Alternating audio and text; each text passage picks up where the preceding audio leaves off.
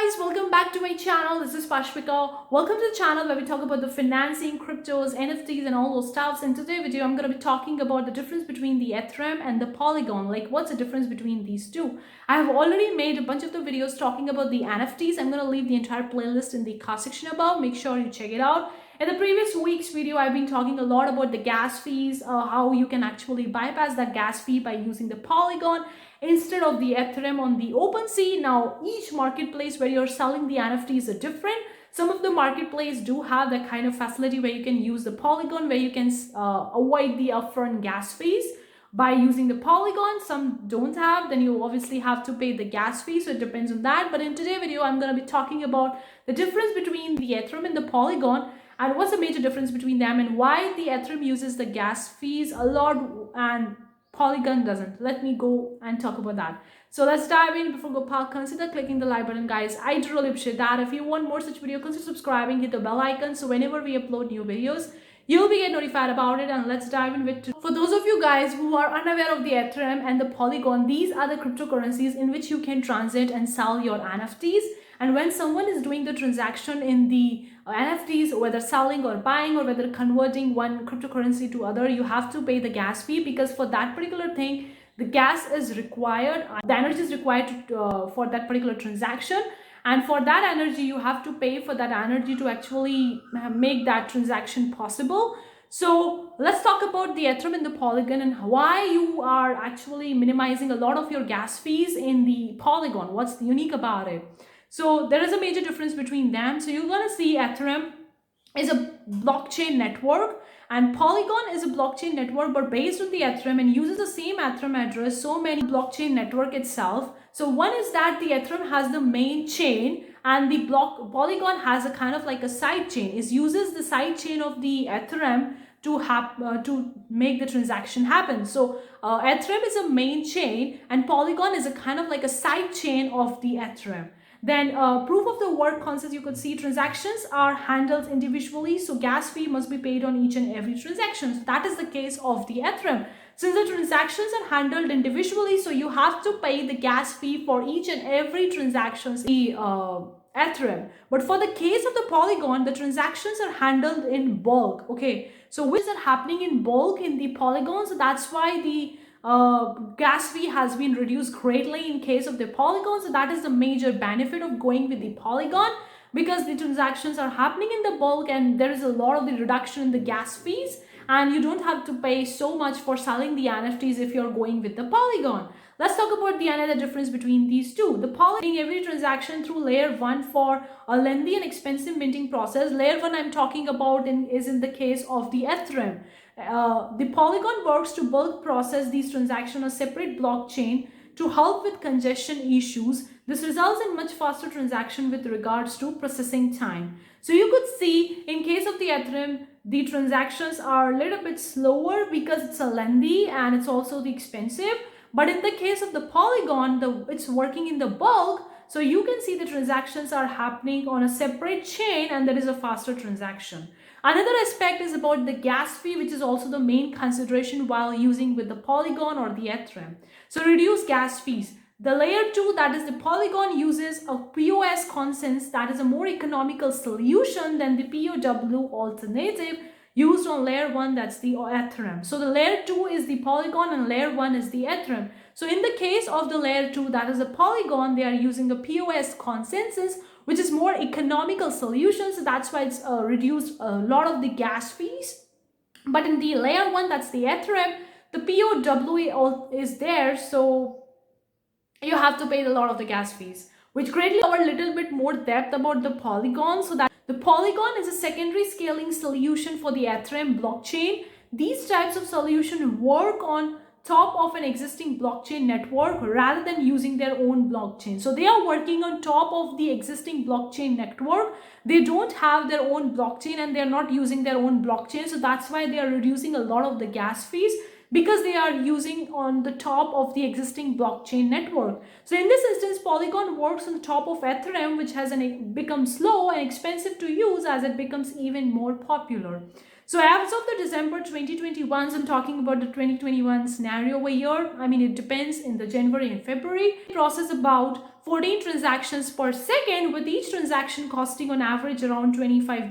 So this is an average. Of course, it varies a lot depending on the demand and depending on the supply. If the demand is more, the gas fee will going to go high. And if the demand is less, like that means not that much transactions are happening, then the fees will going to go down. So depending on that, the fees varies a lot. However, these fees can spike during times of high network congestion, which I already talked about that. Really a big problem, because if you're using an Ethereum, the fees will going to go up high because of the demand transaction, and then you have to pay hundreds of dollars, and that's why the people lose a lot of the money while selling the NFTs. Instead of making the profit, they are paying for the NFTs.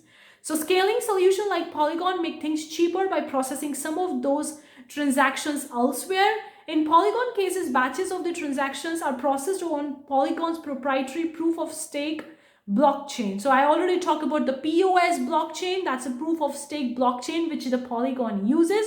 So that's why it's more cheaper and more faster and avoiding a lot of the gas fees. This cut costs since you only have to pay for a fraction of a single Ethereum transactions plus Polygon's own network fees, and saves the time. Polygon claims to be able to process 65,000 transactions each second. So that's amazing. It's so much faster in comparison to the Ethereum. For the Ethereum, according to this particular article that's on the CoinDesk, you are seeing the Ethereum blockchain can process 14 transactions per second, but in the case of the Polygon, they are doing 65,000 transactions per second. You could see there is a 14 transactions per second in case of the Ethereum, and in case of the Polygon, it's 65,000 transactions per second. So there is a bigger difference. You could see the Polygon is so much efficient, it's so much faster, because it's not using the main chain. It's actually using the existing blockchain network of the Ethereum to work in your favor. So I think that this is the pretty amazing if you're looking forward to selling the NFTs, because you need to know the difference between these two. You would be thinking, which one is the best, Ethereum or the Polygon? Which is best for the NFT? You would be thinking, okay, for NFTs, you don't have to pay the much gas fee if you're going with the Polygon, so I'm going to go with the Polygon. But let me just more talk about which one is the best for the NFTs. So if you're selling your NFT on the OpenSea, you would need to decide if you want to sell it on the Ethereum and Polygon. I've already made a video talking about the OpenSea. I'm going to leave that video in the card section above. In that video, I talk about if you're selling on the OpenSea, you're getting the option to select whether it's Ethereum or a Polygon. The difference between them is that you can do the auctions on the Ethereum and you can't do the auctions on the Polygon. Ethereum is more popular, more secure, and Polygon is less popular and less secure. So that's also the difference between you could see. So if you're selling NFTs on Ethereum, you need to pay one-time fees and recurring fees. This includes an account initialization fee and a token contract approval fees. For the most popular Ethereum, you have to pay this kind of fees. The gas fee will fluctuate based on how crowded the network is, which I already talked about that. The advantage of is that it's more popular and it's more secure. And since the gas fee is high, so you're gonna see the users are very less spamming the network, because you have to pay more. So the spammers would be less and you can do the auctions. But if you're going with the Ethereum Polygon, it's less popular, not many people are aware of that, and it's less secure, and you're also not getting the facility to have your NFTs as an auction. But if you are completely a newbie to the NFT world, I would highly recommend you to try your hands over the Polygon, and then you can try with the Ethereum, because in the beginning you might not be using the function of the auction for your NFT. You may not be having your NFT on the auction, then you can very well go with the Polygon.